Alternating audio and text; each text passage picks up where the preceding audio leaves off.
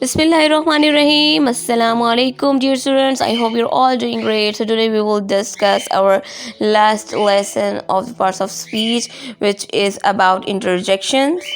So, introduction of interjections over here: a word which is added to a sentence to express emotional feelings is an interjection. So basically interjections आपकी emotions को, आपकी feelings को express करता है, ठीक है। किसी भी सेंटेंस में अगर आपने अपने इमोशंस को शो करना है देन आप इंटरजेक्शंस को यूज़ करेंगे।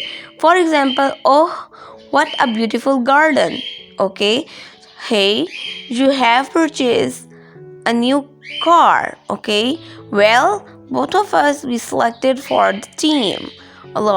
We have lost our friend in the accident. So यहाँ पर आपकी जितनी भी फीलिंग्स हैं आपने शो करनी हो या एक्सप्रेस करनी हो देन आप इंटरजेक्शन को यूज़ करेंगे। ओके, आई होप ये भी कॉन्सेप्ट आपका क्लियर हो गया होगा। कोई भी पार्ट्स ऑफ स्पीच के अकॉर्डिंग आपका कोई भी क्वेश्चन हो आप कमेंट्स में पूछ सकते हैं, ठीक है। और कोई भी कॉन्सेप्ट आपका क्लियर ना हुआ हो तो आप प्रीवियस वीडियोस को देख सकते हैं। See you in the next lecture. Take care. अल्लाह हाफिज़।